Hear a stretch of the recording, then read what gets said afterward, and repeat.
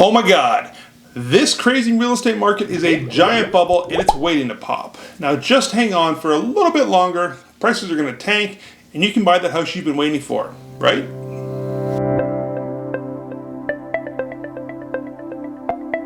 Hey everyone, it's Zach from the Pelican Team Real Estate in Fort Myers, Florida.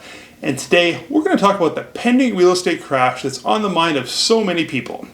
I mean, it's clear that consumers are concerned about the rate at which home prices are climbing, and many people fear that the speed of appreciation is going to lead to a crash in prices later this year. A few weeks ago, Google reported that people were searching, when is the housing market going to crash? And that was up almost 2,500% over the month prior.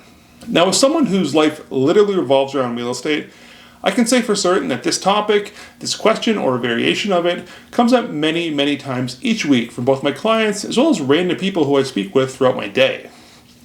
So let's just dive into this alleged bubble and see what the experts have to say. Now, according to a Goldman Sachs research note on housing, strong demand for housing looks sustainable. Even before the pandemic, demographic tailwinds and historically low mortgage rates had pushed demand to high levels. Consumer surveys indicate that household buying intentions are now the highest in 20 years.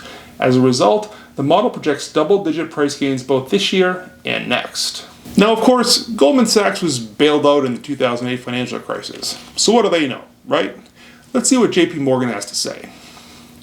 Home buyers. Interest rates are still historically low, though they are inching up. Housing prices have spiked during the last 6 to 9 months, but we don't expect them to fall soon, and believe they are more likely to keep rising. If you're looking to purchase a new home, conditions now may be better than 12 months hence. Thanks, Joel. You're just an economist with one of the world's largest financial powerhouses. Let me ask my friend Morgan what he thinks. Unlike 15 years ago, the euphoria in today's home prices comes down to the simple logic of supply and demand. And we at Morgan Stanley conclude that this time the sector is on a sustainably sturdy foundation. This robust demand and highly challenged supply, along with tight mortgage lending standards, may continue to bode well for home prices. Higher interest rates and post-pandemic moves could likely slow the pace of appreciation, but the upward trajectory remains very much on course. Okay. So 3 brilliant minds could be wrong. I know the folks over at Merrill Lynch, they're going to tell us what's really going to happen. There are reasons to believe that this is likely to be an unusually long and strong housing expansion. Demand is very strong because the biggest demographic cohort in history is moving through the household formation and peak home buying stages of its life cycle. Coronavirus-related preferences changes have also sharply boosted home buying demand. At the same time, supply is unusually tight, with available homes for sale at record low levels. Double-digit price gains are rationing the supply. But what about this bubble that all these random people are predicting? 4 major financial giants have all come to the same conclusion, that the housing market is strong and price appreciation will continue for the foreseeable future. Now let's look at one more so-called expert.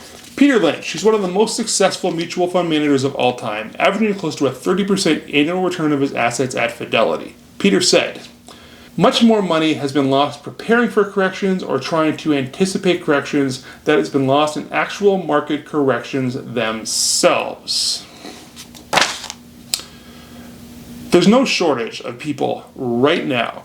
They wanted to buy a home 1 or 2 years ago, but they were waiting for prices to drop for some reason, and that's a whole other topic on how real estate values actually work. We can maybe cover that in the future. But anyway, these people were positive that prices were going to drop, so they wanted to wait a little bit longer to buy a home. Except prices didn't drop. And while they could have bought a home back then, they can't afford it now, and there's a very good chance they've been priced out of home ownership altogether. And that is a perfect example of what Mr. Peter Lynch was referring to with corrections and anticipating them. But don't just take my word for it. I mean, I get it. I'm probably a little biased. But don't just jump to your own conclusions based on prices alone, and definitely don't base your decisions on, feelings or what your Uncle Bob or other random people or random family members have to say without providing any actual facts or data. Do your own research, read your own articles, and make your own informed decisions. Now please, remember, click that like button, click the subscribe button down below so you never miss a video from me on real estate and life in Fort Myers, and I will see you in my next video.